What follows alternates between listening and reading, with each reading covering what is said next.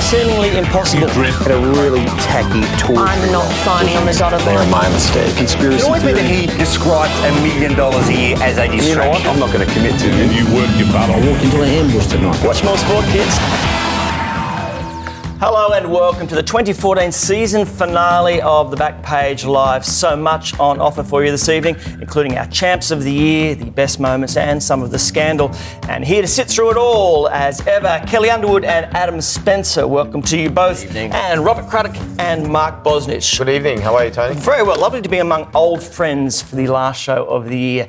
And for this, because to begin, the eyes of the world will be on the tiny town of Maxville tomorrow as family, friends and teammates gather for the funeral of Phillip Hughes. It's hard to imagine what we're going to see tomorrow, Crash, given the already global outpouring of love and emotion over what happened to Phillip Hughes last Tuesday and his death last Thursday. Yeah, it's extraordinary, Tony. I mean, Greg Chappell today called it Australian cricket's lady di moment, and I thought that probably summed it up as well as anyone. Something we've never seen before and may never see again. You know, the outpouring of emotion that leave out your bats from places like Chicago. I saw one in Denmark the other day, if you can believe it. But tomorrow, the little town of Maxville, population 2,600, they're expecting exactly double that figure there for it. And I think, for me, it's been a tragic week, but a week where cricket's really rediscovered its soul. It's been, over the last few years, I'm becoming increasingly distressed by the game just becomes so bitter and commercial and money-orientated. And you always hope that the great soul of the game was somewhere beneath it, and it's there and it's real and it's very, very special. How do you know that in terms... I mean, we're yet to see cricket and we'll get to that obviously very shortly, but what makes you believe that there has been a fundamental shift? I just think that everything's changing, you know, like just in terms of people, the mellowness which has come over the game, the care over the past week. I mean, here's one thing I think will change straight away. Before Test series, Australia are very aggro. We're going to bounce this, we're going to give it to them, and it's become increasingly hostile. I just don't think that's the flavour for the foreseeable future. That has to stop. It's just completely out of order from now on.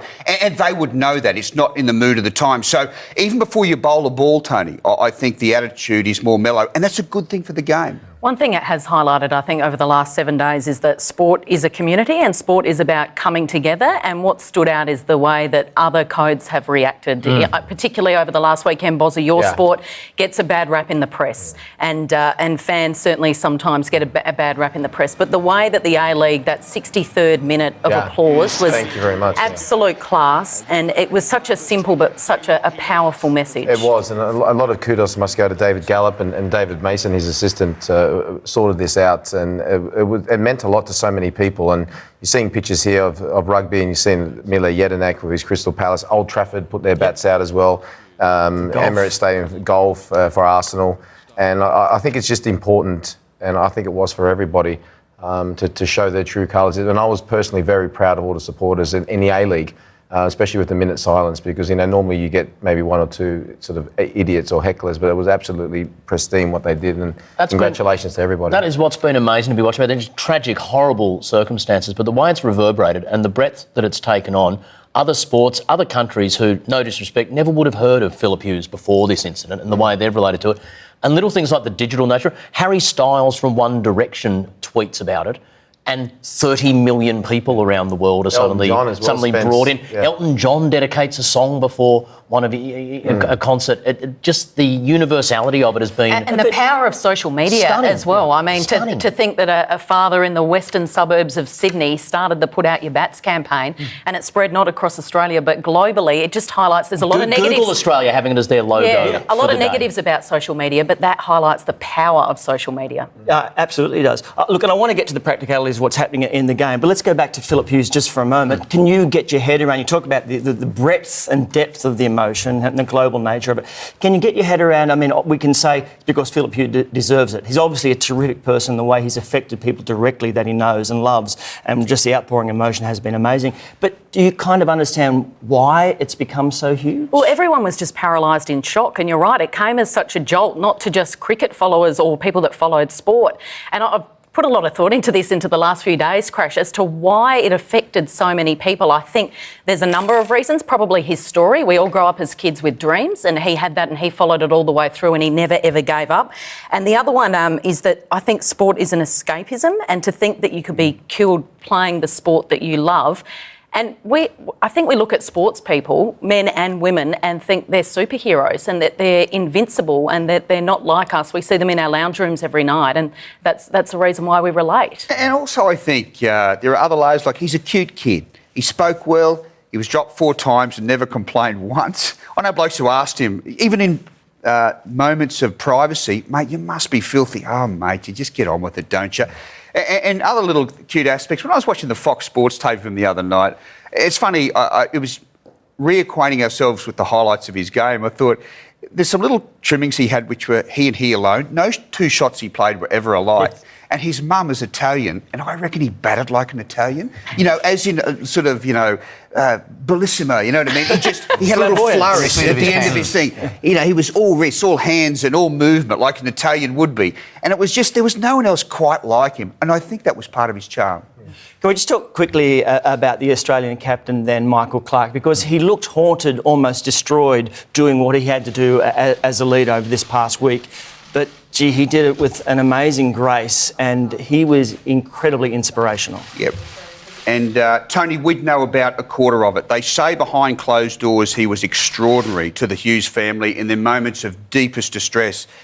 And the amazing part about this is that we were on the show last week and Michael Clarke had just come out of the worst day of his cricketing life. He was at war with Cricket Australia. They were filthy with him, releasing press releases that challenged him.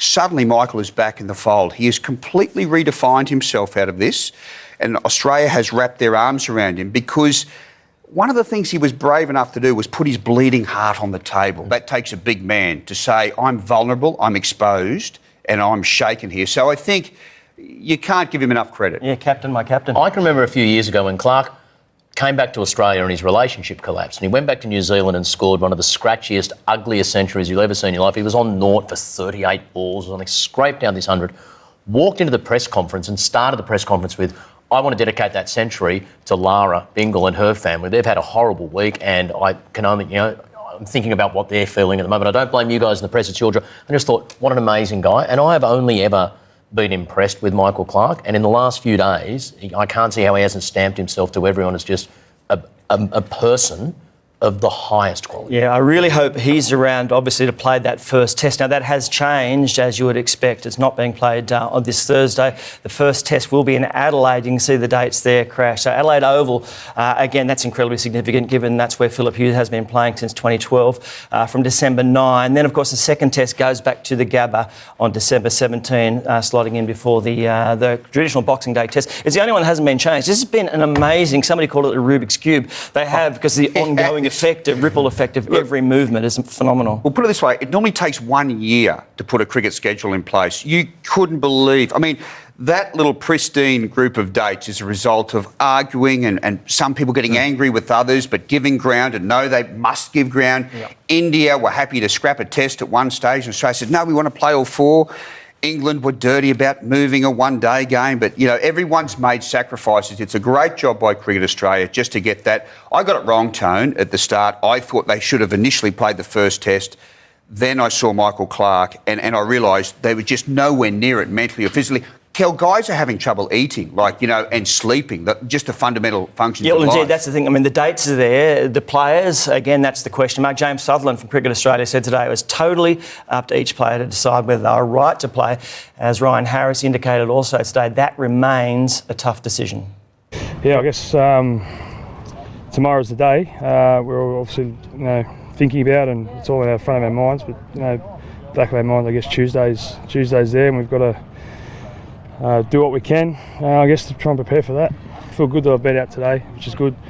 Keeping busy this morning, it's probably not allowed me to sit around and think about tomorrow, to be honest. So, as I said, each individual's different. It's going to be, the boys that were there witnessed what happened. Can't speak for them because I couldn't imagine what they're going through. Yeah, it looks tough, doesn't it, for all of those players? They will make those decisions over the coming days for that rescheduled test schedule. You could see that it wasn't obviously for the New Zealand team, for example, and the Pakistanis now, where they struggled through that test in the UAE. It wasn't about cricket, really. It was about those players finding their own way of honouring Phillip Hughes. But the images from that game as well were quite phenomenal. This is amazing when you think about it. This is New Zealand versus Pakistan in the UAE. Yeah. And the extent to which this incident at the SCG has touched everyone in the world of cricket. No celebration of the fastest century in New Zealand Test history. Just tucked his bat in. He didn't celebrate, no, did he? Just kept on going. Former teammate of Phillip Hughes's. The extent to which that's touched the international cricket community is amazing. It had been absolutely extraordinary. Now, Cricket Australia has amended the scorecard for Phillip Hughes' final dig. It no longer reads retired hurt, but 63 not out. As we head to the break, we can only stand and applaud an all too brief but beautiful innings.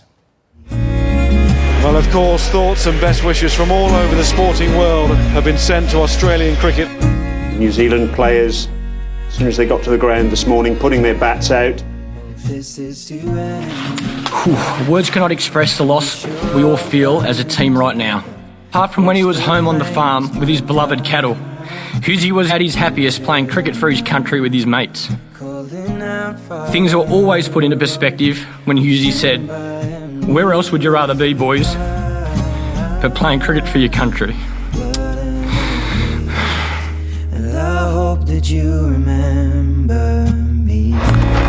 The world lost one of its great blokes this week. His legacy of trying to improve each and every day will drive us for the rest of our lives.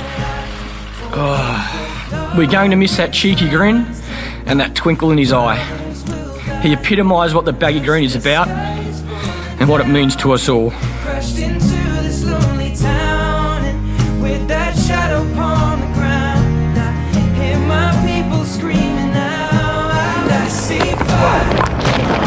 Oh, that's a great shot. Phillip Hughes has put that one away. Goes in the air, it's going up the ground. What a way to get to your first Test 100. Hughes down the ground with power. The rise to the top level has been very fast. It's all happened like a bang. He's just a little pocket dynamo. A marvellous achievement by Phillip Hughes. He gets 100 in each innings and is the youngest player to do so. There it is, 100 on debut. First Australian cricketer ever to do that. We loved him and always will. Rest in peace, Brussy. Phillip Hughes, really well played.